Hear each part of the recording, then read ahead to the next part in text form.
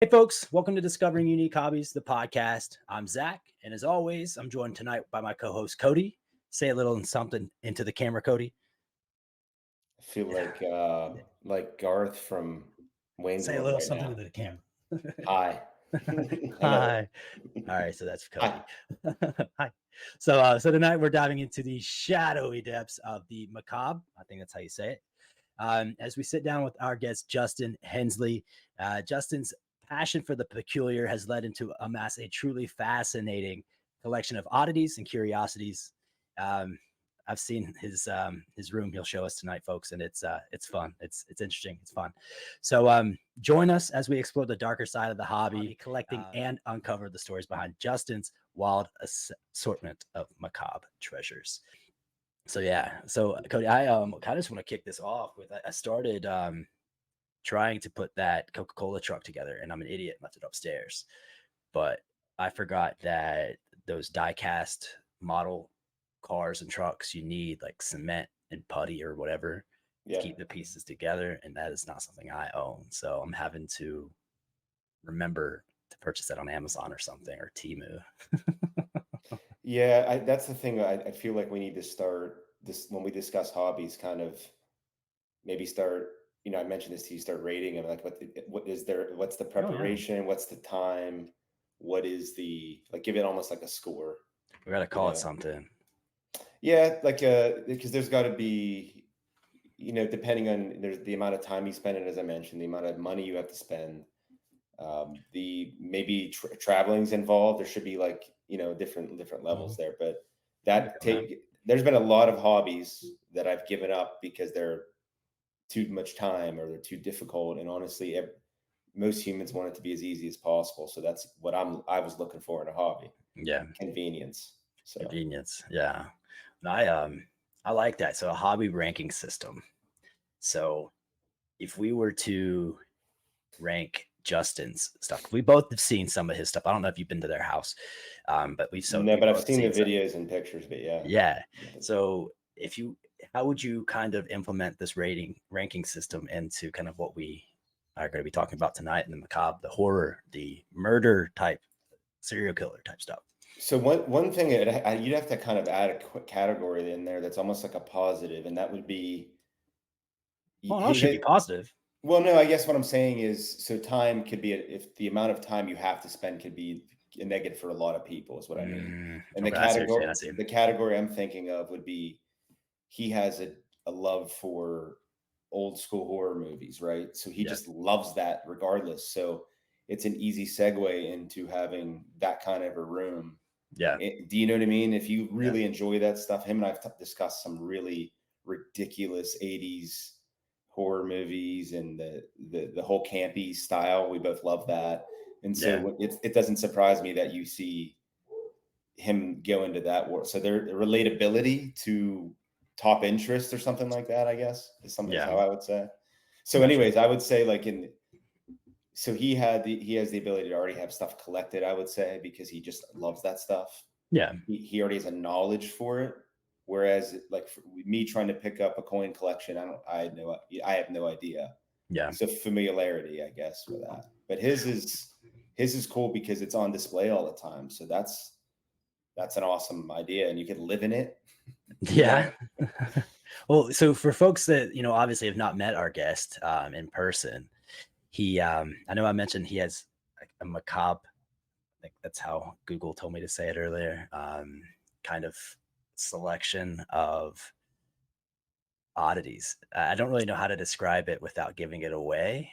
And I kind of want Justin to be, the one to kind of throw us into that. Mhm. Um, but if it helps for our listeners and or viewer, um, I got him a calendar for Christmas a couple years ago. It was a serial killer calendar. Every month highlighted a different serial killer. And in no means is Justin a serial killer, at least to my knowledge. You saw myself questioning that. No, I'm just kidding. Um, but I think it's so interesting that he collects this type of stuff. So I don't know. It's fun. Well, We'll get I'm just sitting here trying to figure out. I had to Google what a macabre was because I saw the outline. Yeah. Yeah, so that's where I started. And Define macabre. Let's see yeah, what. So it says it's a disturbing and horrifying. Wait. So it's an adjective, disturbing and horrifying because of involvement with or depiction of death and injury. So but nice. what if you don't have a like a fear of death, right? Which I don't think Justin does. So then how I is do. it horrifying? You understand what I'm saying? It's weird that they describe that because it's not horrifying to a lot of people love that gory stuff. And if you think about the movie Saw, I mean that is some I watched the first intense. one. Yeah. Yep. Do you remember Faces of Death? Oh, you got to look that up when you have time. That was a whole Well, nother level of stuff. well, let's get back. Let's so kind of staying on the horror movie train. That's still related because I want to make sure that our conversation is semi-related to the guest. That is something that both Emily has pointed out multiple times, Mhm. and myself even more so. So, if you could, let's talk horror movies. First, what's the first horror movie you remember watching? Nightmare on Elm Street, the original, the first one. Nice. How old were you? I was just talking about this the other day with somebody. I would have been in like second or third grade. I'm gonna call the cops. Yeah, That please. movie is rated R. Yeah, and back then, I mean, think about that movie. It's cheesy Yeah. now, but it is wild that I watched that when I was like 8 years old.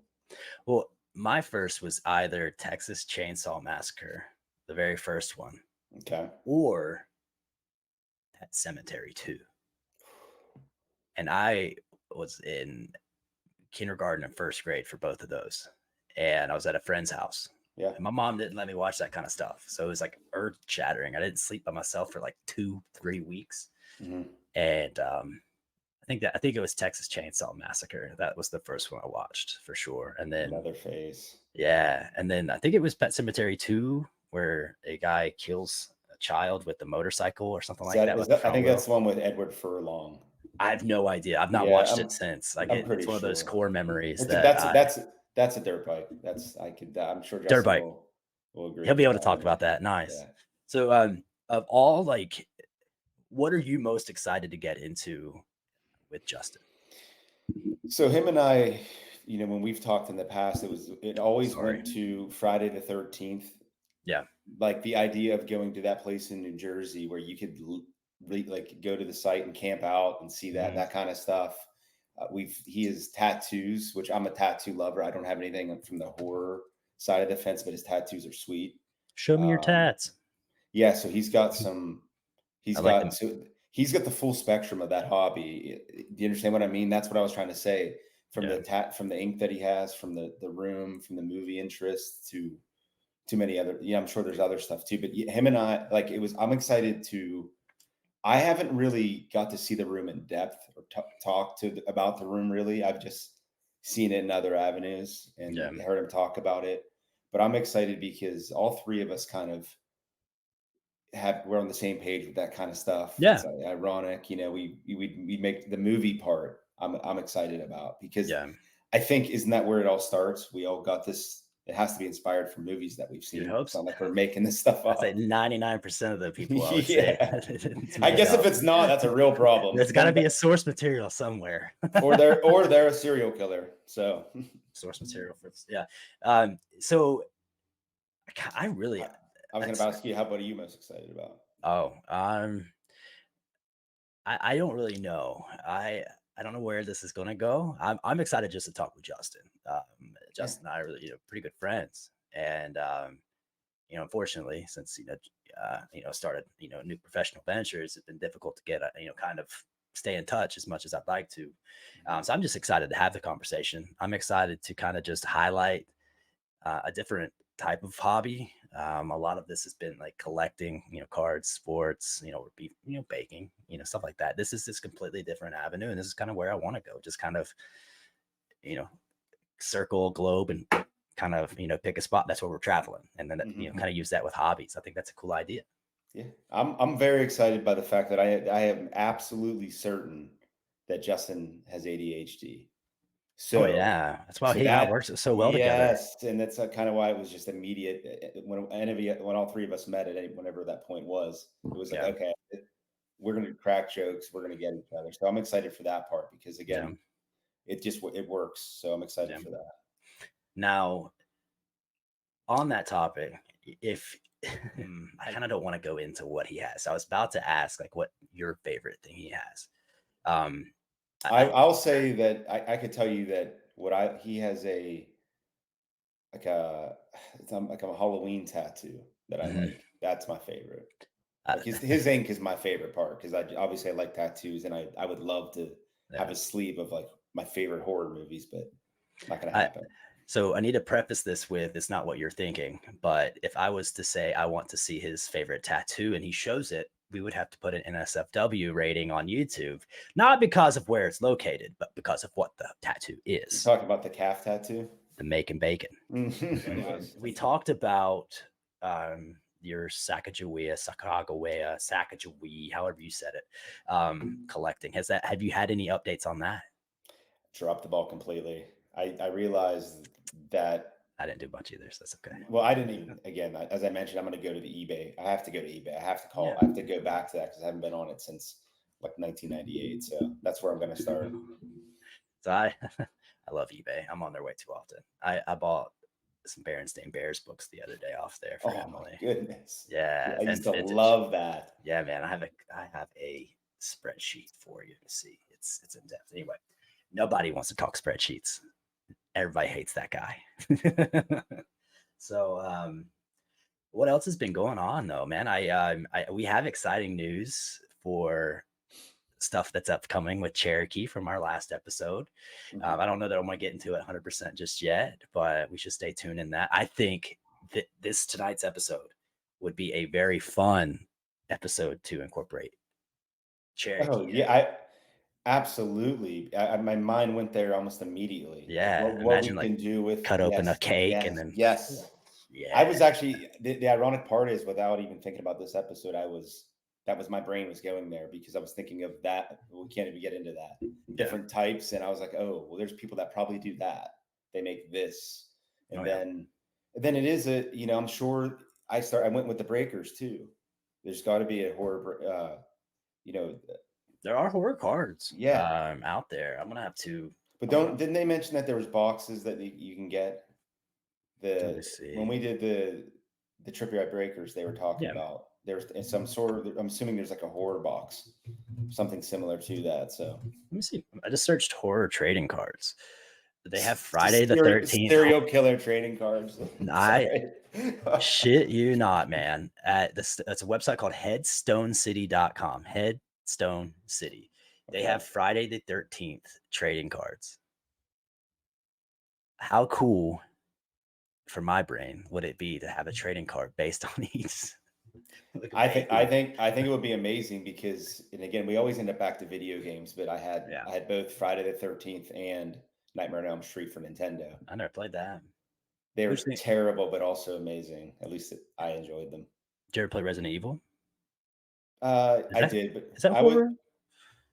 I wasn't a fan of I'm not a fan of like the zombie personally. The zombie stuff is not really my genre or Dude, anything like undead, alien is not my thing. no, I'm with you on that, man. Unfortunately the zombie stuff kind of overtook a lot of my concentration in Yeah, the early 2010s. I Walking love Dead. The Walking Dead. Yeah, I even read almost every single book that keeps in line with the show to a point. Yeah. But oh man, I love that shit back in the day. Did you ever watch Mm. the? Oh, you said zombies aren't your thing. Yeah, they're not, but I gave the show a shot. But yeah, Yeah, the whole zombie, it's a weird thing. I just couldn't get behind. It's kind of like Lord. I like Star Wars, but I don't like Lord of the Rings. I just couldn't get behind it. That's really all it was. Just wait, you didn't. can't get behind Lord of the Rings. What did I hear? I fell asleep honestly. Like the first one, it was pretty boring. The second one, I couldn't fall asleep because of all the fighting, and then the third one was like, man. But again, I Is this what feeling triggered is like? yeah, any of my I'm friends that enjoy offended. Lord of the Rings are just like, what is your issue? I'm like, yeah, just that's not Yeah, my thing. Lord of the Rings, man. Like I could have a weekend out of watching not the Hobbit trilogy because that sucked, Mhm. but the original trilogy. I could watch those in the extended versions an entire weekend, and I would be so happy. Well, to be fair, I did. I understand that because I have my brother-in-law and one of my friends. We would go to all of them. But to be fair, Yeah. I saw it through. I saw every one of them. I saw the original trilogy and then the Hobbit. And honestly, I Em- definitely felt the Hobbit in that whole secondary part. I definitely fell asleep for sure. Yeah, Emily likes The Hobbit. I don't hate The Hobbit. It was just Mhm. it should have been. It was the shortest of the books, and they made it the longest of the movies. Yeah. Make it make sense, I guess. I don't know. They just want money. But I kind of want to show these cards real Yeah, we'll get quick. them up. Mhm. Yeah, I got can I present real quick? So I'm gonna go ahead and share for our non-listeners, for those that are watching. Do you see this? I do Friday see the this. 13th horror trading cards. Mhm. So trading cards inspired by the horror film series Friday the 13th. Okay. I kind of want to buy a couple. They're $1 a pack. Yeah. Oh How wait, many come in a pack part there? one. Oh, they're out of one card in each pack. Okay. Oh, these got to be custom made, I bet. I Well, calling anybody that does this because I'm sure that maybe even somebody on Etsy. Yeah, Yeah. I like this. I eat cannibals. That sounds like a shirt that we should get Justin. Yeah, so a lot of my questions, some of my questions I have for Justin too, will be surrounded by does he have? I've never really asked him this, and it's crazy to think about, and maybe I did, I just don't recall about haunted houses and things. And then Yeah. what would his be? What would his favorite be? That sort of thing. Because typically, if you have this sort of an interest, that would be Ooh, a really cool idea. And thank you. how would he rate that? And has he been the one that he thought was pretty can rival his murder room? Yeah. We're good. But the Trans Allegheny Lunatic Asylum out in West Virginia. Have you ever been there? No, I've heard about it. It's one of those things it feels like more of a myth, but I've not been there. Well, ironically, when I first came to Pittsburgh, summer of 2016, we as a family went to the Trans Allegheny Lunatic Asylum on the way up to Pittsburgh. It was my first trip up Nice. to Pittsburgh, and it was awesome. It was really cool. We had a really cool tour guide, and she made it like a cool experience. And then How long was it, if you can remember, like from how beginning long to end? Was the the tour? entire thing? The tour was probably, I think, I could be way off, but I think an hour is a good kind of guesstimate. And then I believe it was, obviously it was the pandemic, but I think the first fall of 2020, Emily and I and her sister and a friend of ours from an old job, we went for the haunted house at Trans Allegheny, and that's kind of where this long form question started in my brain. But you've never been, so it's not as fun. Well, I mean, I used to be really into haunted houses, so there's not really one around here I was not ever at. Yeah. But my personal favorite was called Fright Farm. It's in Smithfield. It's out near West Virginia. It's basically it's a house that you could actually walk through, and they theme it differently every year. We should do that with Justin. Yeah, that would be fun. Just because I haven't been there since probably probably like 2008, 2009. Right. But one of my coworkers was just there, and she said it was awesome. So What's this place called again? Fright Farm in Smithfield, Smithfield. And she's blunt enough to be like, it's bad if it's bad, And Yeah. And they miss her. they have bands playing typically. I don't know if that's just the weekends, but Right. while you're in line, so that's kind of cool. Ladies and gentlemen, please welcome our guest tonight, Justin Hensley. Justin has a fascination with the darker side of life, with a collection that delves into the realms of the macabre and the bizarre. Tonight, we'll journey into the shadows and explore peculiar treasures that make up his unique hobby. So stick around, stay tuned. We'll be right back.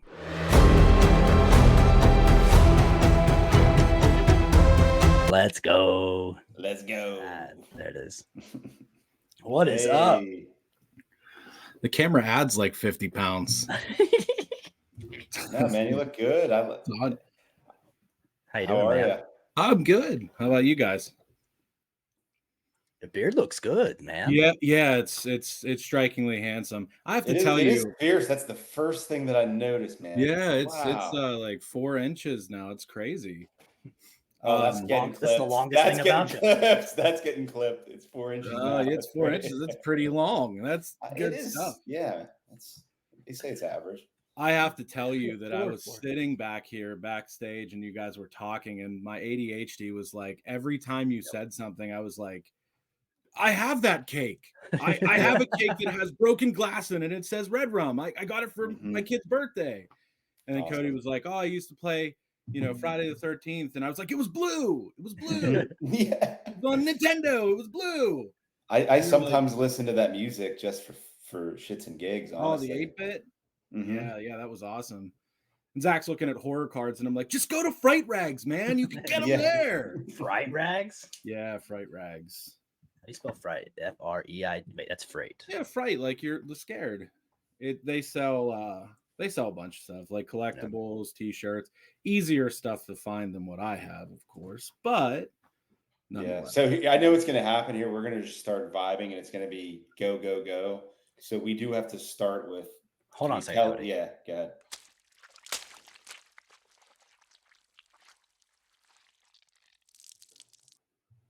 So I guess just tell us a little bit about how this all got started. So I was talking to Cody a little bit offline there, and it's not just the macabre, it's not serial killers, it's not horror movies, it's kind of a hodgepodge of all of it. The horror movie stuff is easy, everybody does that. But for me, there was more meaning behind it, and it all meshed well after the meaning. So growing up in a rural community, on a farm, sometimes you just aimlessly walk around in the woods, and oftentimes than not, as gruesome as it sounds, there's barn cats, there's animals everywhere, and unfortunately they get hit on the road, they run into the woods and they pass, and you're hiking through the woods, and you happen to see this carcass of an animal, and you're like, whoa, that was one of my cats. And you're saddened for a minute, you're like, oh, that sucks. And then you go on another hike a couple weeks later, and that corpse starts to change, and it starts to morph. And then a couple weeks later, as long as something didn't get to it, it starts to morph again. And I found myself intrigued with how it changes, how the changes happen in this animal. And then what was really unique and intriguing is death is a really sad thing to most people. Most people are scared of it, including myself. I would be a psycho if I said I wasn't. But for me, looking at that, when I see dandelions start to sprout from outside of this cat carcass, it's kind of like refertilizing the earth, rejuvenating. And there's a certain kind of beauty behind the death, if you will, or death in general. So I started picking up animal remnants like skulls and keeping them, just because they were kind of unique. Like, if I didn't keep it, who would? So I just kind of take them to the barn and hang out, or put them somewhere. So I started collecting those, and that was kind of the start to that, the beauty and death aspect. And then, ironically enough, Justin, how old were you? I guess would be when that. Zach will call the cops. It was like nice call. It was young. So when you're out there with sticks beating on trees and stuff, 6, 7, somewhere around there. Gotcha. I cut open a dead bat one time. Yeah. Sorry, I interrupted. So it's one of those things that it's hard for somebody to end up, but to me, it was more than that. It was definitely more than that for me. And then, growing up on the farm, I grew up with my cousin Steph. Her and I were extremely close, and she got me into horror movies in general. So, we would watch horror movies, and then she thought it was funny to load up in the Ford Ranger and drive me into the middle of a cornfield and kick me out and then take off.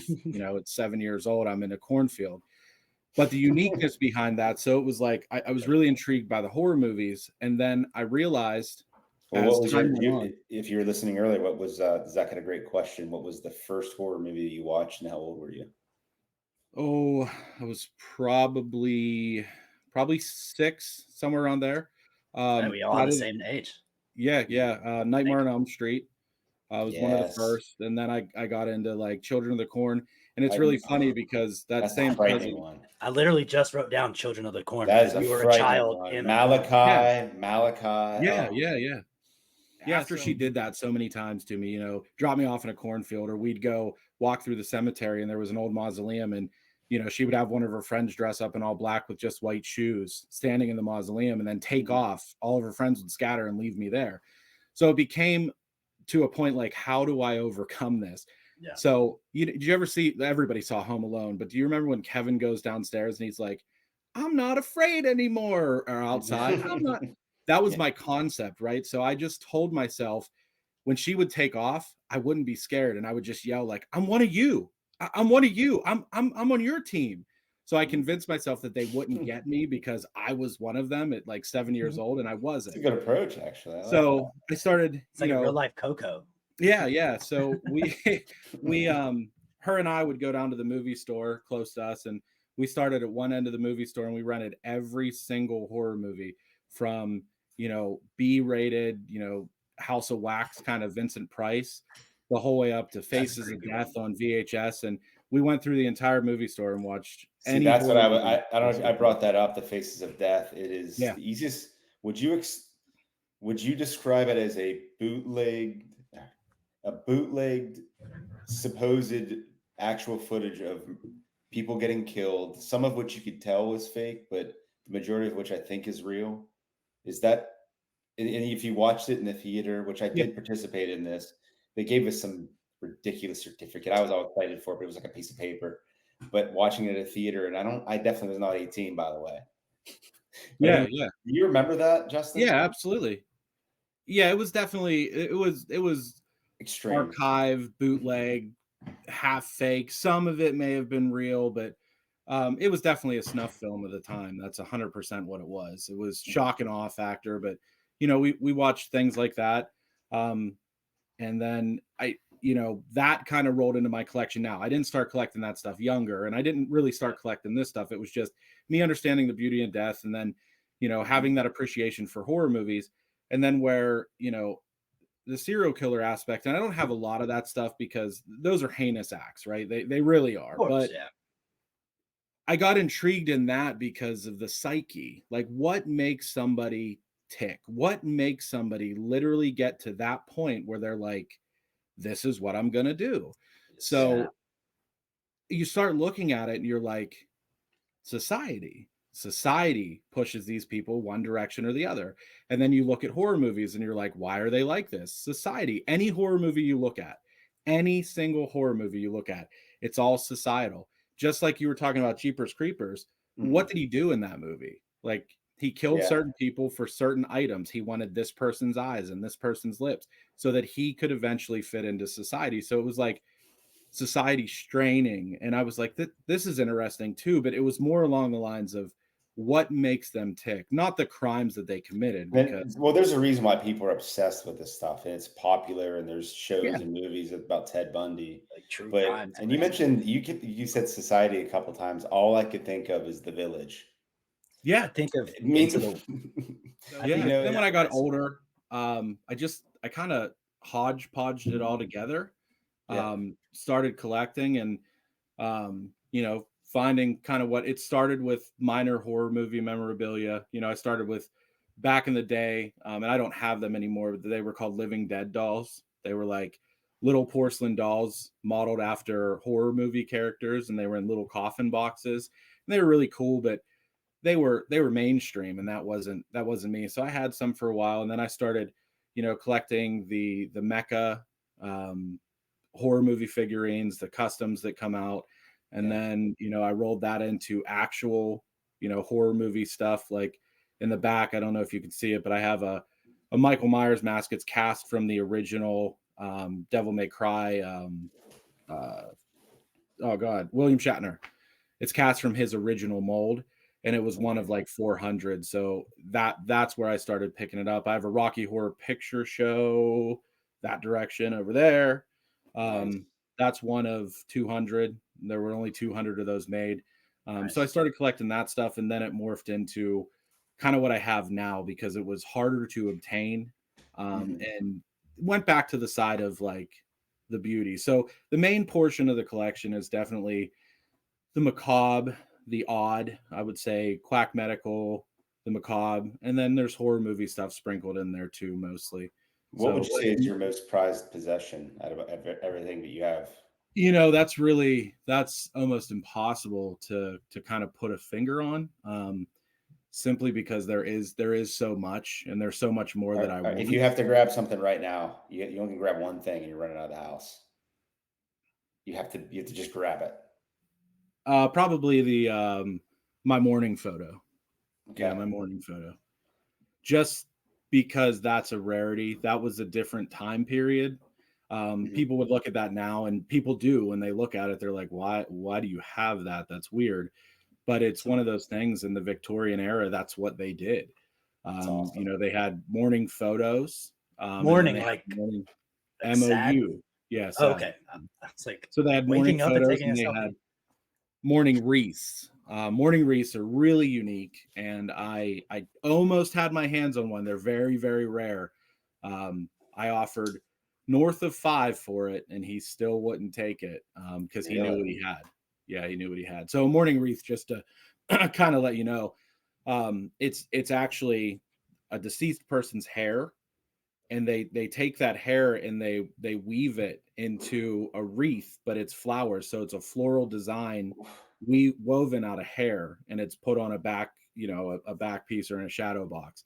So that's kind of what they did, and then they would give it to the person that was closest to the individual that died to keep it in their house, so that that person would stay close to him. Yeah. So what's crazy is you mentioned William Shatner, and I love when stuff ties in, right? I've been watching this show called The Unexplained on Netflix. Highly recommend. And I forget what episode it was, but he was going over different cultures and the fact that they celebrate death and they constantly live within it. They have stuff made of the bones. And so kind of like Coco, Zach, and spot on. But there's like countries that, I mean, literally it's a constant, they want stuff constantly to remind them of the people that have passed because they don't fear it. And they feel like we fear it. So they look at us and go, wait, why, you know, it's like an animal, you know, why they don't fear it. They live a life, they enjoy themselves because they don't know. The Victorian era is really unique, or era is really unique for that, because, you know, when funerals would take place, they weren't your standard. You didn't go to a funeral home and see somebody in a coffin. You actually, grandpa, if he passed away, you literally propped him up in his favorite recliner, and people would come in and take pictures with him so that they could have that, because that's how they really remembered him. It's not laying there in a coffin. So they actually, like you said, they celebrated that's kind of cool. Yeah, so they celebrated it. It was kind of a thing of that sort. And then that's why you have these mourning photos and mourning wreaths and things of that sort, because they wanted to keep that person close to them, a piece of them with them. So yeah, it was. So is Halloween, I'm going to assume this, correct me if I'm wrong, is Halloween your time? Yeah, I absolutely. Yeah, that's, I mean, without question, it's one of my favorite things in the world. And if I can recall, you dressed as like you rode on your motorcycle with the, I tell people about with this this ridiculously detailed, I don't know how to explain it, costume, but it was like makeup, right? We'll need to see the photo. We'll need to see the photo. I have to put that in because it does, no words will do it justice. It's very cool. Yeah, so it was kind of like zombie / burn victim, but my main inspiration, oddly enough, was Pet Sematary 2, when he got his face ground off with the dirt bike. We talked about this. That's how I remember. Yeah. So it was kind of like that whole aesthetic, and I thought it was really funny to get on my motorcycle and ride around while kids are trick or treating and be like, "Don't ride without a helmet, kids!" And like that's how it was. That's awesome. And, you know, people got a kick out of it. I wasn't trying to scare anybody, but they were like, "Holy crap!" But yeah, I do that too. I make my own prosthetics and, you know, do that kind of fun thing too, just because which is a hobby I'll get to. You make, that's right, you make the prosthetics. Yeah, I make with latex and all that fun stuff. I make my own prosthetics. Everything I did was all made by me when I did that. Real quick, because I don't want to forget, Edward Furlong, right? Yeah. Okay, cool. So in a way you have a hobby that, did the making the prosthetics come because of that? Semi sort of, I guess. I don't know. It more, yeah, I suppose, because it's the horror movie genre, and it's like, you know, you're not a big fan of zombies, but zombies is like one of my favorites. Yeah. Until you get into when you get into the newer stuff, like my zombies are slow and dumb, and you know, they're dragging feet and drooling on themselves, and you just don't want to get close. But these ones that can run at mock Jesus speeds, that's not for me. That's not right. So, I don't like the fast zombies. They scare me. The slow ones I can tolerate. I'm like that with vampires. It either has to be a badass vampire, or a cheesy Lost Boys vampire, or I'm out. Oh yeah, yeah. So, Calm down, anyways, Edward Cullen. yeah. They twinkle in the sunlight. Yeah, so I guess I brought that up because I understand what you guys are talking about zombies. Like you like certain zombies, but then there's a jumping the shark point of it at some point. Hey, Justin. So, I have a horror movie question. Yeah. Rank them 1, 2, and 3.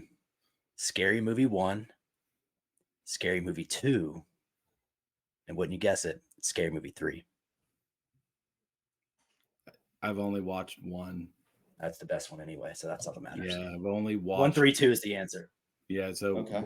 1, 3, 2. We'll go with that because I've only watched one. Because having a passion for the actual genre spoofs for me are kind of tough, with the exception of Shaun of the Dead, one of the best spoofs. Got red on you. Yeah, absolutely. Favorite. I have a question that I think I was waiting to ask for you on here just because it's a horror movie related. You'd be the guy that I think would remember this movie, Dolls, in the 80s. Oh yeah, yeah. If I can remember, it was, oh my goodness, it was insanely. When they broke down on the side of the road, right? Yep. And then the couple, and then they're forced. It's an older couple that has a bunch of these.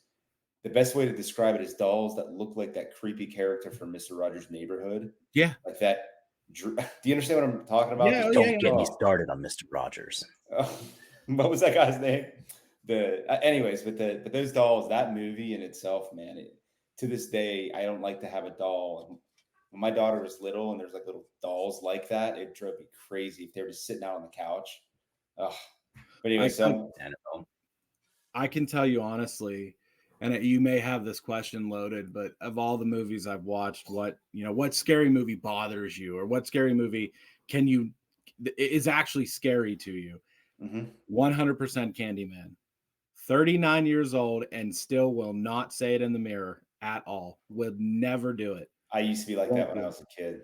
And then in the Bloody Mary thing, in real life, I was scared of that happening. Wait, so kind of the same thing. Elaborate, because I'm the novice here. Roles are reversed today, me and Cody. I don't know what you're talking about, Justin. Like what? So Candyman, I've never seen that. Yeah, the movie. It's there's some racial bias to it. Like he was a black gentleman at a time where that wasn't popular, so he was with a white woman, and the society kind of strung him up and killed him, but they forced honey down his throat, and the bees flew inside of him and kind of ate him from the inside. They cut his hands off, all that kind of stuff. So he came back for his retribution, if you will, and he had a meat hook that was kind of stuck in his hand, and if you said Candyman in the mirror 3 times, he would appear and just you're gonzo. So it's kind of his retribution, and good movie, but Justin, that is an amazing question. So Zach, what is a scary movie that you're scared of now? Me? Yeah. Pet Cemetery 2, or I just so right now I won't watch it. I was like 6 or 7, dude, and it just that scene it sorry, Bob, it fucked with my brain. It just I couldn't. Yeah, see, mine when I was a kid would have been Children of the Corn. It just freaked me out, but now it's The Strangers. It's the realism, and then the comment at the end when they were like, "Why? Because you were home," and it's just like, man, that can happen. And that goes back to the whole like, what makes you do what you do? There's zero explanation. Just because you were home, it was fun because you were home, which is insane. Absolutely insane. That Netflix show that I introduced you to, Mindhunters, that was really kind of just talking about like trying to figure out why serial killers do what they do. Yeah. Criminal Minds was one of my favorite all-time shows. Yeah, because it talks about what you are referring to, and it's just a genuine. We're humans. You're interested in that, not because you want to do it, but because you want to understand why somebody would do it. Yeah, that's all. And it's a very fascinating thing. It's just a reality, and completely normal in the sense that you understand that everything that was done was completely heinous, but why? What pushes somebody to that point? And that's it's fascinating. You'll never figure it out, but it's fascinating. Yeah. Every time you say heinous, my ADHD brain goes right to Law and Order SVU. Yeah. You know, it's like you know what I'm talking about. Yes. Most heinous crimes. Oh, I just hear anus. I just hear All right. anus. So Anus because they heinous. So is there there's a question I think Zach came up with about curating. I guess maybe we'll tie in the amount of time your hobby takes in a week. Maybe start with that. Like if you were gonna how You dedicate time-intensive is your an amount of week? time Yes. a week to the hobby of In collecting. any capacity, like watching No. movies, adding That's to right, your macabre, like that, because it is a very wide hobby. Like it includes a lot of areas. Yeah, so I mean, honestly, horror movies are just kind of my go-to. If there's nothing on TV, I literally will find a horror movie and just watch it, just because it's unique. It's what I enjoy. It's like sometimes I find myself rooting for the underdog, and most people don't realize the underdog is in fact the horror movie villain. Like everybody's running from him and feared of him. And if you really break it down, like I said about the whole societal norms, it's intriguing to me because, like Michael Myers, everybody's terrified of Michael Myers. They're scared shitless of this guy, right? I'm so intrigued by him because if you've watched any of the Halloweens and you understand it at all, he never wanted to hurt Jamie Lee Curtis ever. He realized that it was his sister and he just wanted to reconnect, and she stabbed him in the chest. So he was like, "All right, jerk, it game's on." So you might be onto something, kind of like Johnny from the original Karate Kid was the bad guy. Yeah, you can get this going. It started here on this pod. He's not. It was 100% Ralph Macchio. That's Cobra Kai a How I Met Your Mother episode. It's exactly what I'm saying. It's the underdog story, and Cobra Kai shows that. Like Ralph Macchio we're gonna get a TV show from Michael Myers. Oh my goodness, Michael Myers' perspective.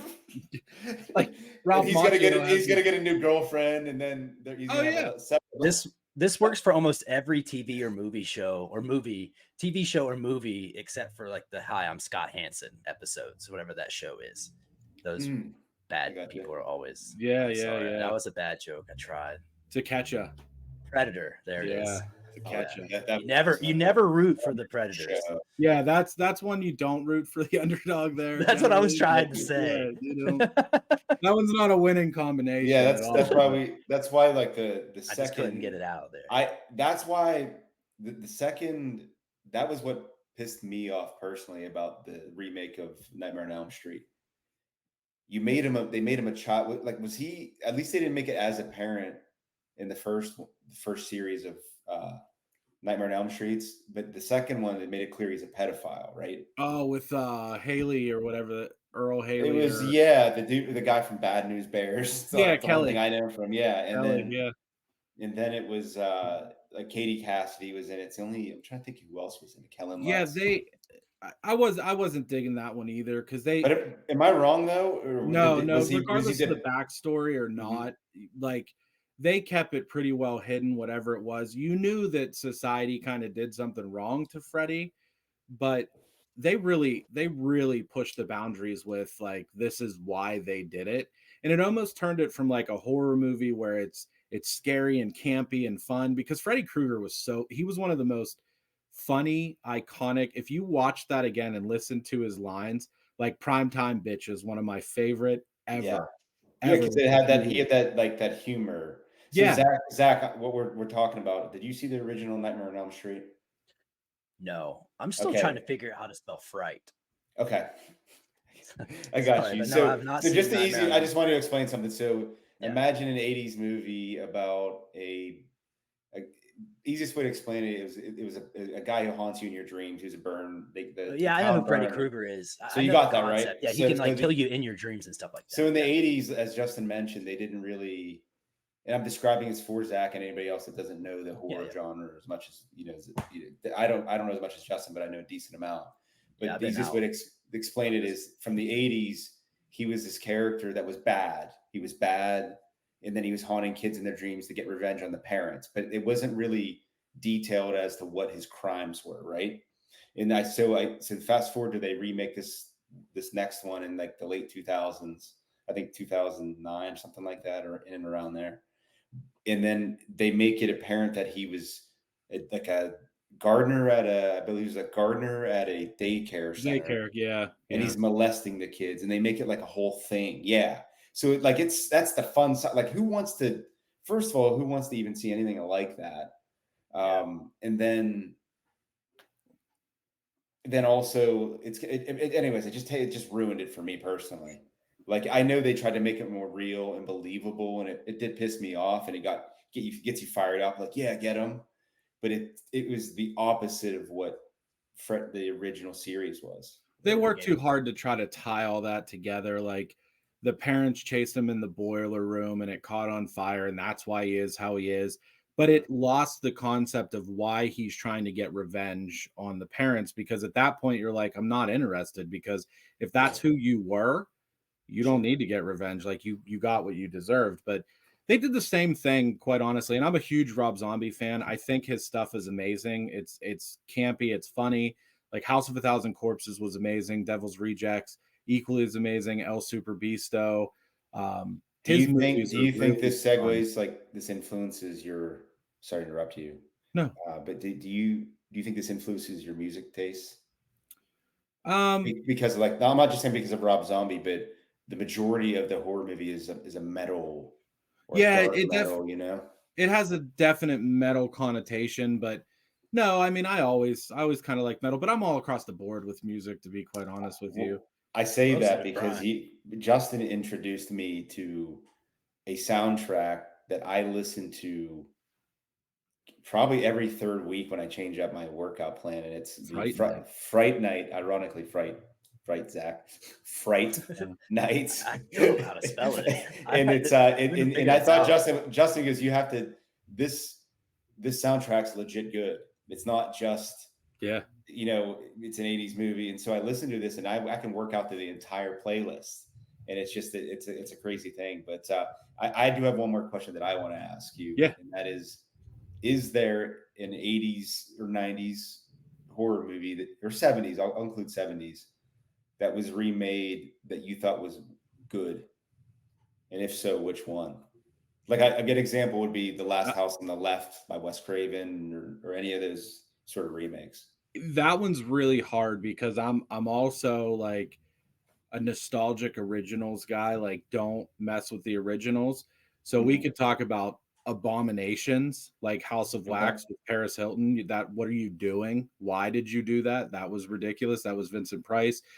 We could talk about, I was talking about Halloween. I love Rob Zombie, but the fact that you took it's that 80s vibe, right? Like you were talking about, like when you watch the original Halloween, you just see Michael Myers in his little clown costume crying, and you hear the parents scream because he killed his sister because she wouldn't take him trick-or-treating. Yeah. So that was it. Like you realized that he had a mental issue. But with Rob Zombie, there was an hour about him killing animals and doing all this crazy stuff that you just didn't need for the context of the movie. So there's a lot that I really, really hated. But the one horror movie that I enjoyed the remake and the original actually made me cry was Pet Sematary, the first Pet Sematary. Because if you remember when little Gage runs out into the road and the semi truck can't stop and his little Converse goes flipping in the air, that as a little kid made me cry, like, oh my gosh. But the new one was pretty sadistic, honestly. And the end scene is just like, oh man, the end scene kind of reminded me of The Mist, where you think everything's done. Have you seen The Mist?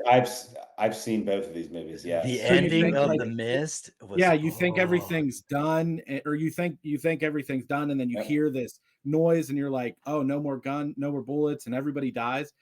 And then he's ready and the smoke clears and it's the military. It's the same concept. Like in this movie, no spoilers, please. No spoilers. Yeah. So the remake, little Gage is in the car locked in there by himself because his whole family has been killed and buried. And then you just kind of see them walking into the mist, staring at the car, and Church jumps up on the car staring at Gage. And it's like, oh man, you thought he was good. You thought somebody was going to find him.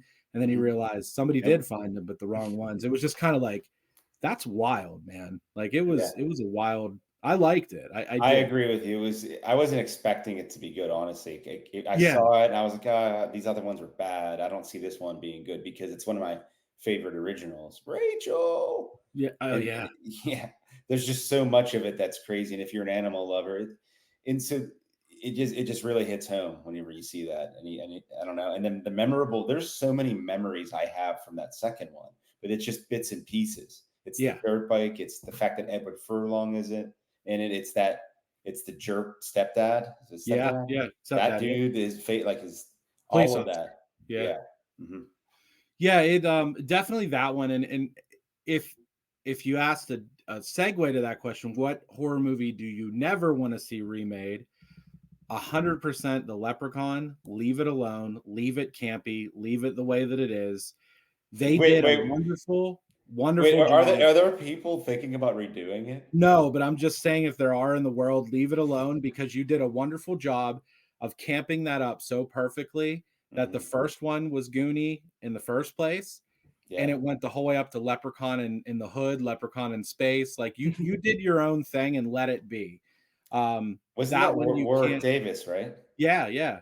So you can't do that, and you definitely you can't touch Killer Clowns from Outer Space. You have to leave it alone. Like the cotton candy cocoon would not stand the test of time in 2024 as it did in 1980 or early 90s. Like you just leave it alone.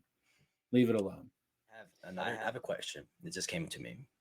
What is your favorite Muppet-based horror movie? Muppet-based horror movie? Yeah. Wasn't there a Muppet-based movie that you said I had to watch one time? Muppet?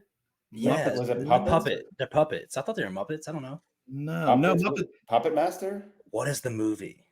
No, when you were talking Muppets, I thought I was thinking about Kermit and Miss Piggy. Yeah, I was going to tell you can watch Treehouse of Horrors, like the Simpsons have Treehouse of Horrors every Halloween.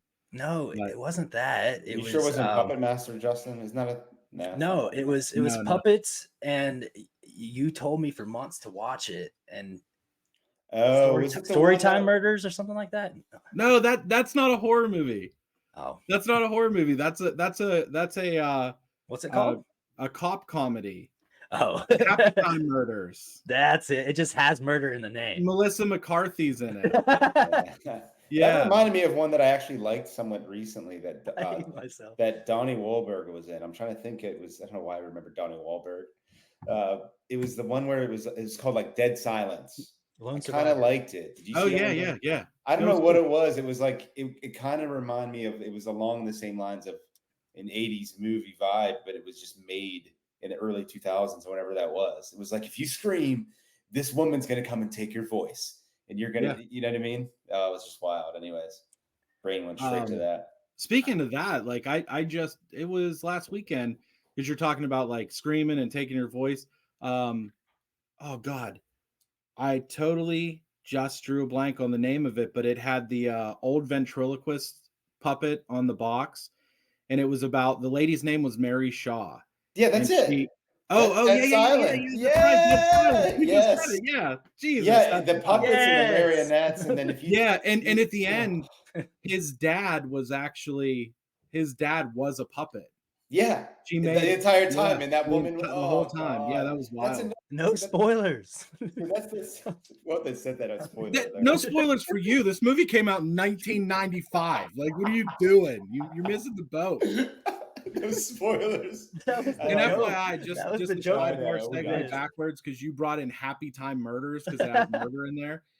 I told you to watch this because one of the murder weapons in the movie is a pack of dogs, like domesticated dogs, because they're puppets. Yeah. Dogs chew on puppets like toys, so they like shred. So yeah, it's funny. Yeah. But anyways, I think I might have watched it, and there's like there's a murder scene or something like confetti. There's a couple of them. Yeah. Now, Sorry, go ahead, Zach. No, okay, cool. I'm gonna go ahead. This sounds very Chris Farley like, but did you ever watch the movie Thanksgiving? Yes, of course. Absolutely. Gobble, bitch. Yeah, absolutely hilarious. Even more so, like my biggest is like 80s camp horror movies. Like one of my favorites is Sleepaway Camp. Absolute one of my favorite movies. I actually just ordered a light switch, and Cody has seen Sleepaway Camp. So I love it. one of the end scenes, spoiler for Zach, the only one here that No hasn't seen spoilers. it. But Yeah, the end sorry. scene is I did a lot of research. The girl is not a girl. We'll just put it that way. Oh, you told me about this. Yeah, so she just Yep. stands there with this really weird face, completely naked. So the light switch goes on the wall, and the old switch is so it's cool. It's really fun. It's funny. I but have Sleepaway that, but Camp- it's Michael Scott, and he's flashing. yeah. Yeah, sorry. Same go ahead. concept. Chopping Mall from the 80s. Oh, I was absolutely love that amazing. movie. Yeah, So many amazing. reasons. Chopping Mall. Yeah. It's just like that one's so insane that the premise, Zach, is there's a storm. There are these robots that are supposed to be security for a mall, and then there's this, and they're all Starting off excited for a launch or something. I'm ruining it. I'm assuming a little bit, but anyways, Paul Blart there's RoboCop. there's a storm that causes them to short circuit, and then a group of college age, I would say young adults decide that that work there, we're gonna stay the night and have party, have a good time. So they're in there with these robots that are now killers, and then they go around. It sounds like iRobot. And they go around to the department stores where they're hanging out and doing things that get them killed in horror movies. Shout out to Scream. Yeah, absolutely. I'll be right back. Yeah, we're talking about like 80s movies and what can hold the test of time. And it's really funny. I watched a movie last weekend also. So you can see the time I have invested. I constantly watch these horror movies, but it is called Thanksgiving. Just Thanksgiving. Oh, yeah, this came out on I keep seeing that on Netflix. Yeah. It is probably the most 2024 80s movie I've ever seen in my life. So is that why it keeps trending high, Justin? Complete spoiler alert. Won't the tell you movie had pronouns. Won't tell you what happens, but in one of the scenes, he literally catches this lady in a house, and he's dressed up as a pilgrim. He catches this lady, and he ties her up, and he bastes her with butter like she's a turkey, and he puts her in this oversized oven and bakes her, and it's the whole 80s vibe where she's like, ah! Like that's a shout out to Freddie. What do you use for stuffing? There. No stuffing, just basted her and threw her in the oven. I'm not going to do it because it's 2024 and we don't say things like this. But I will tell you, Freddy Krueger would have had a pun. Oh yeah, he would have had a nice little tagline in that situation. That's why as soon as you're describing that, Freddy Krueger, that's amazing. We actually watched that movie because I'm flipping through and I'm like, I don't know about this. Like Thanksgiving was great. I don't know about like Thanksgiving. Like that's weird. And I don't know, Val had saw a trailer or whatever, and she's like, McDreamy's in there. And I'm like, who the heck is McDreamy? And I guess it's the doctor from Grey's Anatomy. Yeah. He's actually in there as the main character. And he drives me nuts, I will tell you, because he has the thickest Boston accent in that movie, and I can't stand that. You're talking about Patrick Dempsey? Yeah, he's the cop in that movie. He's a Boston accent in that movie. Okay. Yeah. Yeah, I want to give it a shot. That's a good good watch. It's definitely the 80s vibe goes away because there's a lot of gore in it, and the 80s just kind of hid that stuff. They didn't show it. There's a lot of gore in it, but outside of that, it's definitely all of the killings are 100% 80s based. Like it's so wild. But yeah, it was cool. That's cool. Do you follow on any social media, is there like a group of things that you follow to get inspired? Not like a Pinterest thing. We're not going there. I'm saying like a page that you follow. Are there message boards? Yeah. Yes. Is there subreddit? Yeah, there's thank you, Zach. I appreciate it. Yeah, there is. There's Reddit pages, Facebook groups, bone collectors, oddities, rarities, the macabre, things like that. I'm probably a member of 6-7 of them.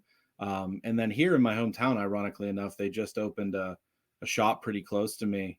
Somebody collecting the same things I do. It's called Ms. Jones Curiosities.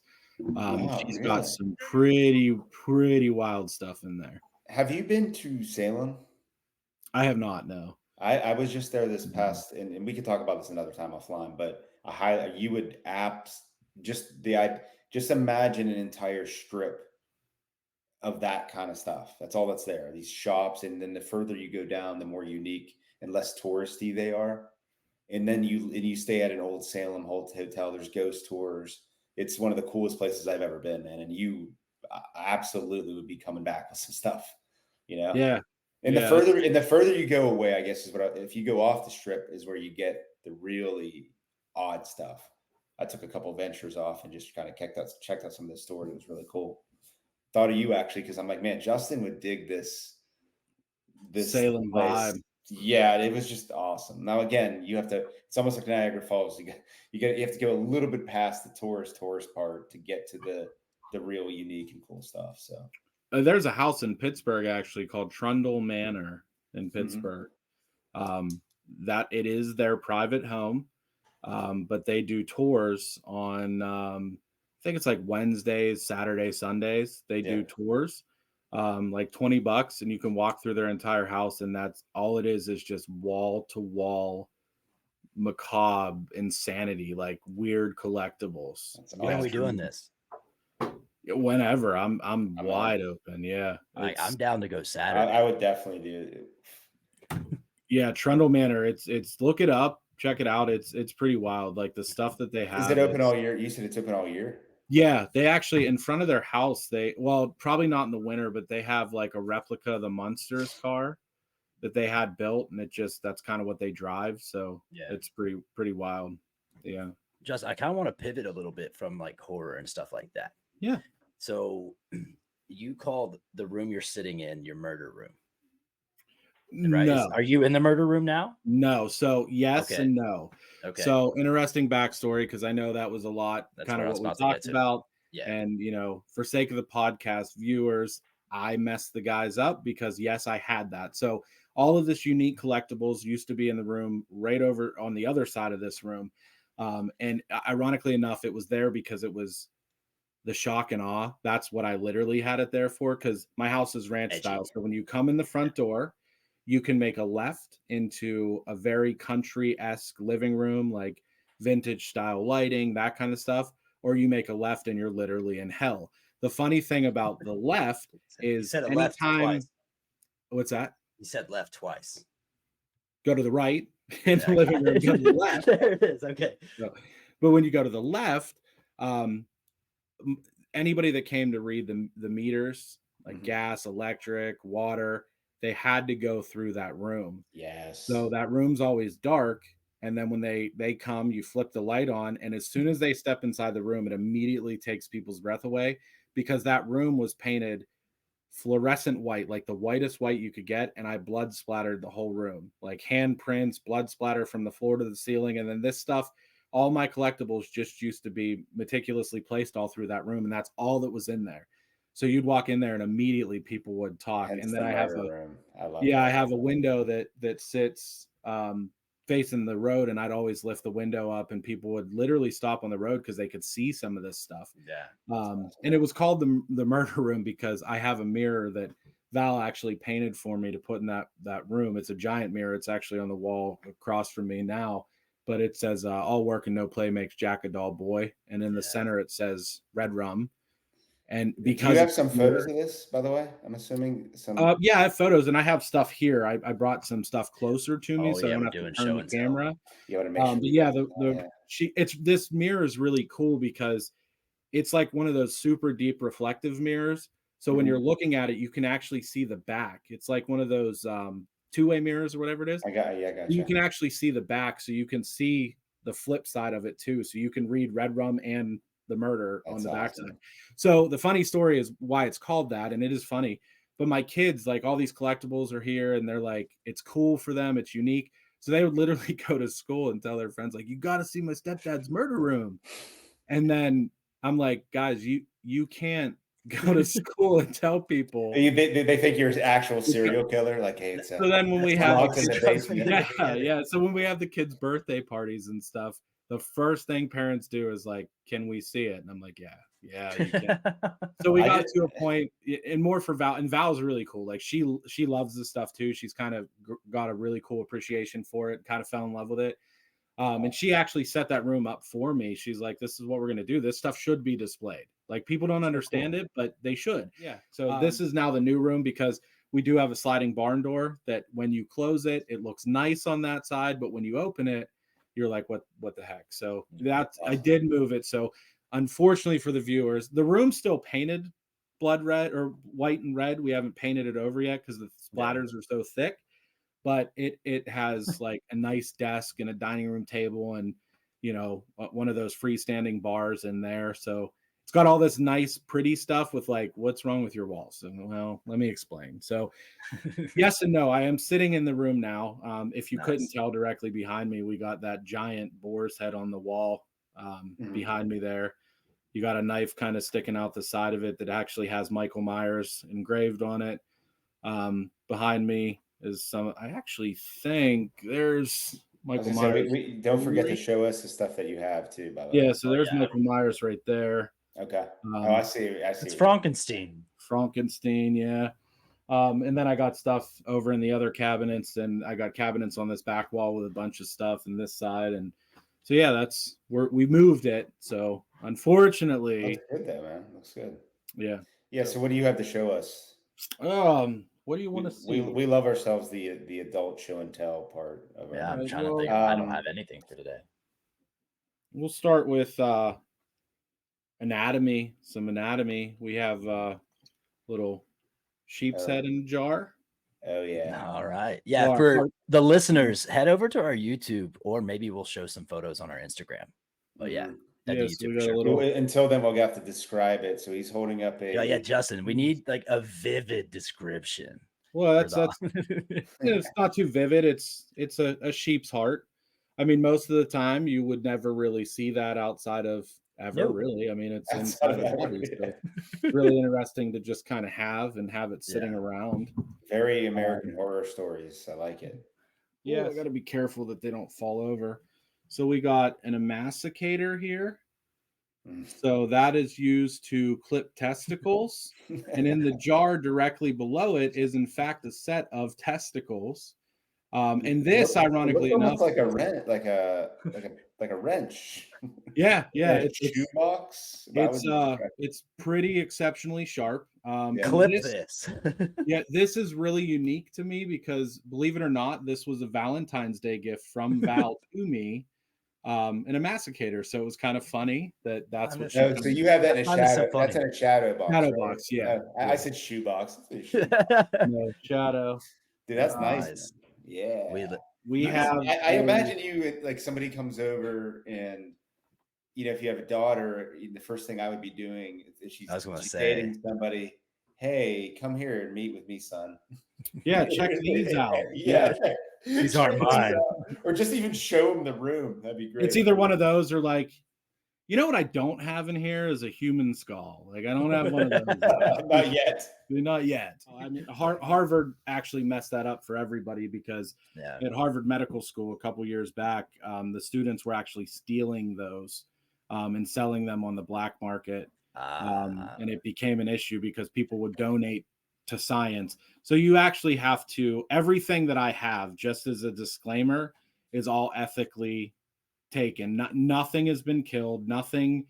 It like, I'm going to show you something in a minute that was stillborn. So it would have just been thrown in a hole or something. So it's all ethical. I don't go out there. Everything's in the up and up, fans. Yeah, absolutely. And there's a lot that goes into this kind of collecting this kind of stuff. You have to know some laws and legalities. Like there's certain types of birds that you can't even have in your home because, you know, avian migration acts, and you have to be really, really careful to some of the stuff you pick up. And as far as like, we were joking about the human skull, but that is a very large collector's item.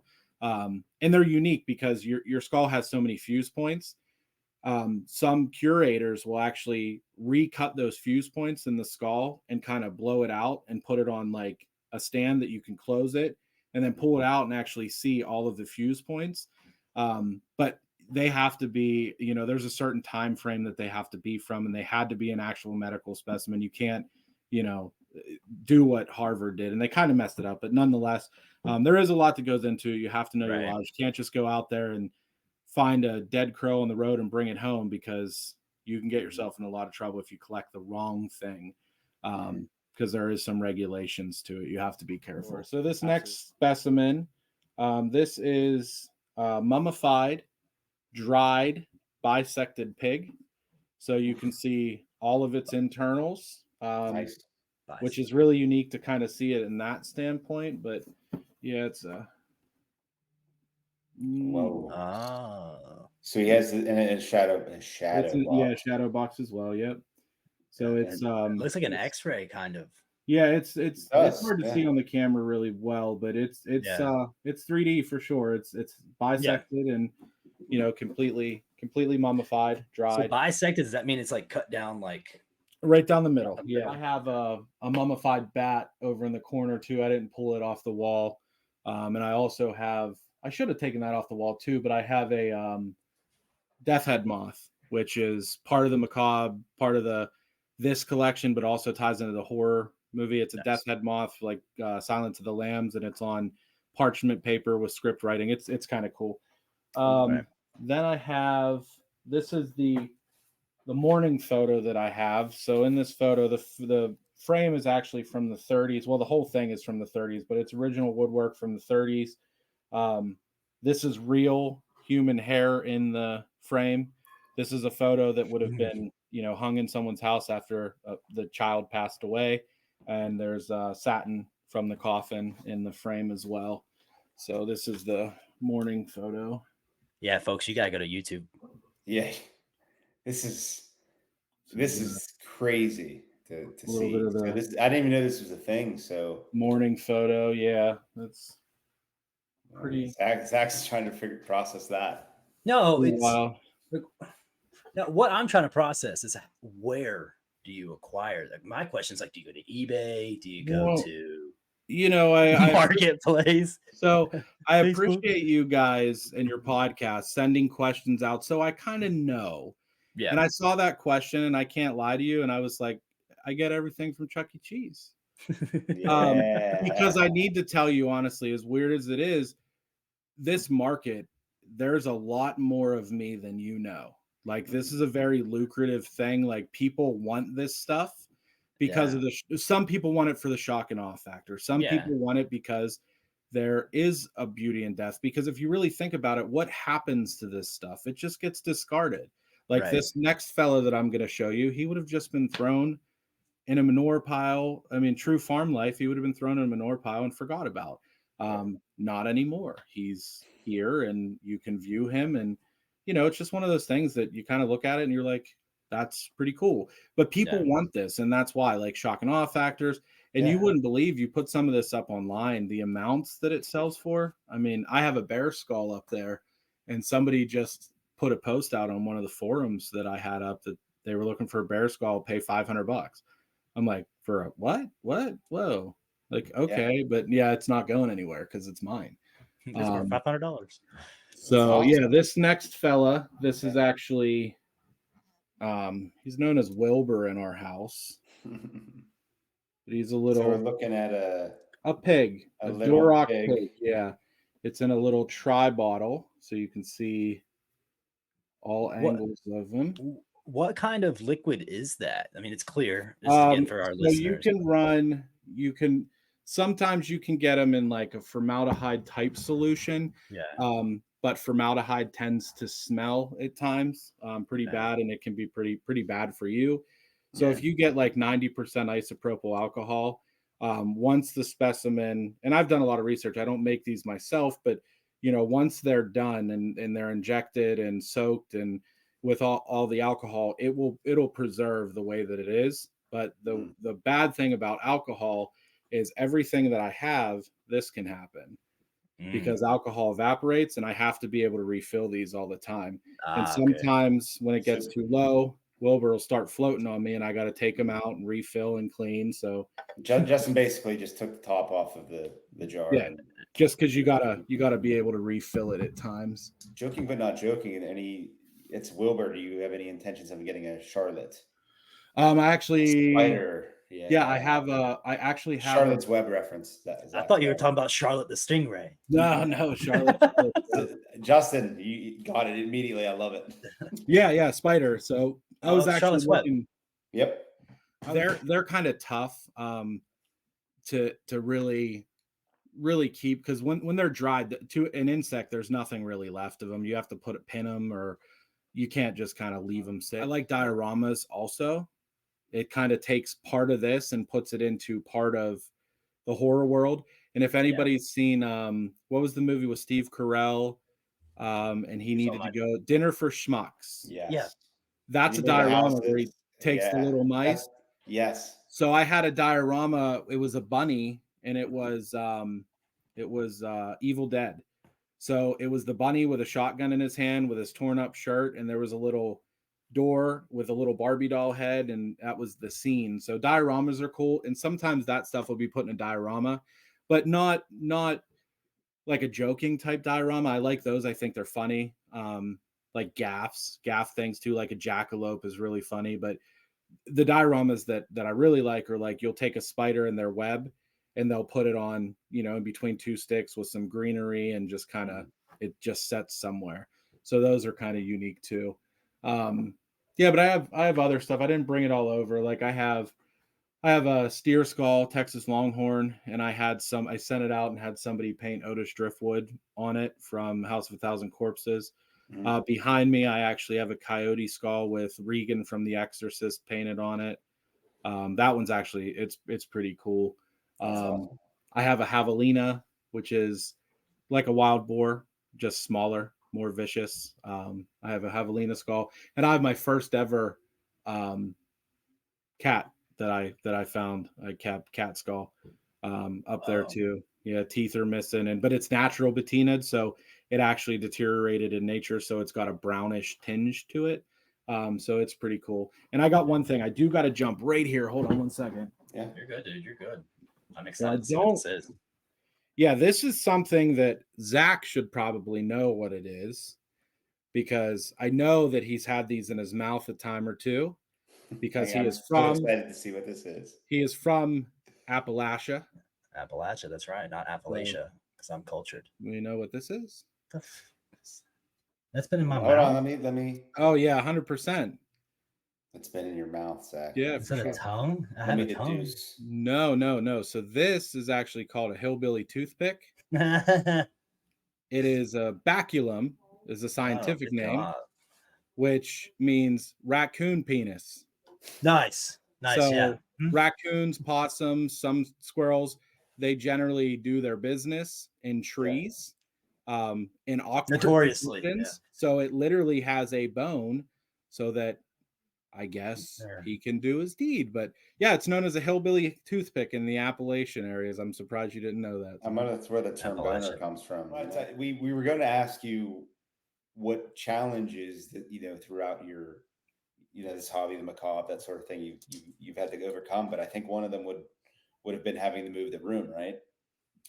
Yeah, I mean, and it wasn't moving it, because I like the shock and awe, but it's just, you get to a point where you have people coming in, and I would much rather, instead of you being forced into it, I'd much rather, hey, let me show you this room, or do you want to see it? And it's kind of behind a closed door, but it's still accessible. It's still cool. But the biggest obstacle, quite honestly, is, people may even watch this and be like, wow, he's strange, he's weird, why does he have that? That's the biggest obstacle, is people, the prejudice, the prejudgment, like assuming that there's something wrong with you. And as I stated before, the reason that I really got into this, other than the beauty and death and that kind of side of things, but it's just pushing society's norms. Like, we're taught from a young age that this is how this is supposed to be, and you're not supposed to see this, and you're not supposed to do. And it's just one of those things, like, well, why? Why not? Like, why would you not? If you wouldn't have asked, when would you ever see a pig like that? Like, you wouldn't. Right.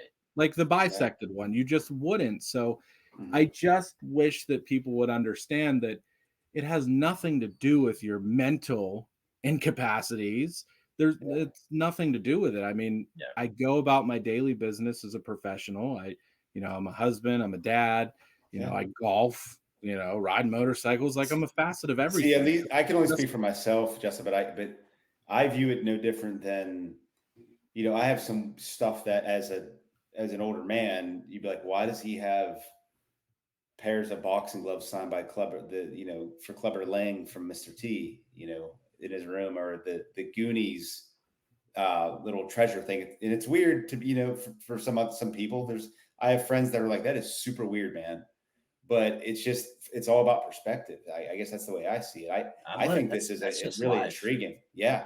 I think this is intriguing, man. I'm like, I never saw, although a couple things that, like you said it, because I was on a farm growing up too for a little while. You do kind of see these things, calf getting attacked or something like that. So you'll find a skull, a calf skull somewhere, and it's just, you do see it, you're around it. So that's another thing. If you've never been around it, you're not going to understand that. Yeah, for sure. And I can tell you honestly, like this hobby or this collection, it's fun because you can find a lot of the stuff, especially if you know what you're looking for. I can tell you can find a lot of it at those little like antique shops that nobody stops at the side of the road. You will find so much of this stuff that you wouldn't believe is in there because people just don't know what it is and they get rid of it. As a matter of fact, that's where I actually found the Mourning wreath. As soon as I walked in, I've been living in this town for 10 years now. I never stopped in this place. And I just decided one day on a whim to walk in there. And as soon as I walked in, the first thing that hit me in the face was this Mourning wreath. And me collecting what I collect, I immediately knew. And I walked up to him and I said, 500 now. Will you take it? And he's like, nope. He said, so many people have offered me money for that. I didn't even know what it was for the longest time. And the odd thing about it is some old lady donated it to him, gave it to him for free because she had it in her house, didn't know what it was, thought it was weird and brought it to him. But it's one thing that this thing has really done for me is gain an appreciation for all collections. And that includes, as crazy as it sounds, like a long time ago when I was a punk-nosed kid, like you'd hear about bronies, right? And I'd be like, what man will collect my little but there's a part of that to them something is intriguing, and maybe because I don't understand it, I'm not going to criticize that collection. I'm not going to pass judgment because too many times people do that for me. Now, I love the fact that you introed this with like the murder room and all that stuff, because a lot of people, when you say that, they're like, well, murder is a bad word. Yeah, I get it, but there's a reason behind it. If you just ask the question. I like horror movies. This is what happened. My kids saw it. They said so. It stuck, and it was funny to us. It was kind of funny to us. But it has, because I get so much prejudgment on what I have, it has kind of allowed me to look at all collections as an individual preference. Well, that's why Zach came up with the idea of this hobby. The podcast. I reached out to him and was like, hey man, we want to do this podcast thing. And then he came up with this genius idea. And I think it's to discover stuff like this and get more exposure to hobbies and more acceptance and stuff. I think we have something. I genuinely do. I mean, I'm a bit biased, I guess, but I think it's awesome learning. And we can really touch about how the ADHD side of things, but I mean, I think it's awesome just learn. I mean, granted, I knew about this, but I think it's awesome to learn how other people's hobbies and what they spend their time outside of work, who they truly are. I think that's fascinating. Yeah, I mean, I remember when you first came over to my place, like you had already known who I was, and you had gotten some precursor tastes of it, but when you came over and actually had to walk through that room, it just felt right. This is pretty intriguing. But I remember M was like, where are we at? Yeah. What are we doing? What's She's gonna the one happen? that she loves those true crime murder. Yeah, but it's podcasts, no matter who it is, when it's dark in there and you come up my stairs and it's like, wow, this is a really nice house. Like you're greeted with a fish tank, but then I flip that light on and you're like, whoa. So then I realized, like, all right, maybe it's not for everybody. Yeah. Maybe I should ease them into it. Like people ask questions when you get comfortable. They're like, what's behind that door? Let's go by there. Yeah, I'm super glad you're on here because so you mentioned the ADHD. We didn't get a chance to talk about it. I guarantee you, when we watch this back and we look at this, my eyes are all over the place. We all bounce off. It creates for some really good content. I think speaking of that, though, Justin. So for me, obviously, I got my cards here. I got my jerseys. I got helmets. I got Funkos. I got a Goofy collection, for Christ's sakes. What other hobbies do you have outside of this for the listeners? I don't think anything's really a hobby necessarily. I mean, I'm not sitting down in the in the garage whittling wood or anything like that. Why not? Yeah, because you remember I cut my finger off with a mandolin cutting a potato. Yeah. Like I don't get around sharp that. objects. Outside of that, honestly, like I don't, I golf. Yeah, so I'm more live golf all day long for sure. I'm not country club material. More John Daly, that's his name, right? I might have wrote Yeah, golf. Hell yeah. So I walk up to the country club and I'm like, hey, my name's Justin. I go to shake their hand, and the first thing they see is, oh yeah, we're not signing you up. But yeah, so I do, ironically enough, I do enjoy golf a lot. They tried to tell you to go the 9th at 9, wouldn't they? Yeah, absolutely. They would tell me that's exactly where I need to be. Okay, Shoot. A Happy Gilmore reference. Speaking of golf, I actually just ordered myself a new ball marker when you're on the green, and it is the full-size replica cracker from Happy Gilmore. Nice. The actual full size. You can get it the standard little quarter size or the full size. So I went with, why not the full size cracker? Because it's funny to me. But yeah, I golf. I enjoy riding motorcycles. I have motorcycles, and I enjoy that aspect too. Fishing, I love fishing, quite honestly. So would you say those are? Because I think I understand what you're saying. You have a hobby, but then those are like interests. Yeah. There's like a level, almost like a level down. There's interest, and then there's how. At least that's the way I framed it. Yeah, for sure. I mean, because with this, anytime that something comes available of interest to me, I'm trying to make the deal. Like it's just ingrained that I need it. As far as golf, I actually just bought my first set of new golf clubs in 19 years. There's a passion towards the interest, which makes it a hobby. Yeah. So, well, I do have one final question. This is when we ask every guest, every episode. So, did you ever watch the movie Brink? Yes, absolutely. Good man. 100%. I wanted the Brink shirt, the Suds and what was it? Suds and stuff, or Suds and stuff. Yeah, I think that's it. Yeah.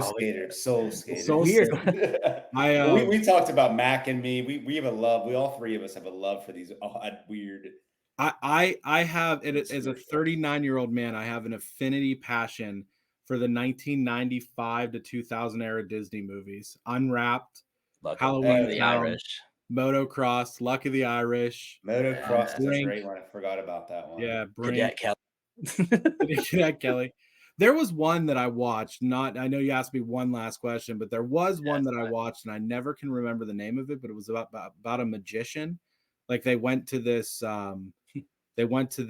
magic palace, and they had to like do their magic acts, and it was like a live show or something. It was on Disney, and the one guy was actually a sorcerer. It was wild. I can't remember. Find that. Can't remember what it was, but yeah, the old Disney ones. But yeah, of course I watched Brink. Anyway, Justin, it was awesome, and I thank you for coming on. We'll have to get you on again. Yeah, we always say like you're welcome back. So now that you're on, you're officially LOL. You're a recurring guest. So anytime we ask you to come on, you have to come on. So look forward to that, and thank you for coming on, my friend. Absolutely, guys. I appreciate it. You have a good night.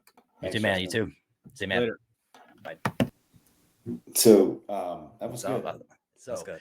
All right, folks. That's a wrap for today's episode of Discovering Unique Hobbies, the podcast. We hope you enjoyed our dive into the macabre world of oddities with Justin Hensley. Don't forget, though, please hit that like button if you want. Hit subscribe as well to their channel, both on Instagram, YouTube, and Spotify. Until next time, keep discovering, keep exploring, keep embracing the unique, folks. Have a great night. See you soon. Ooh.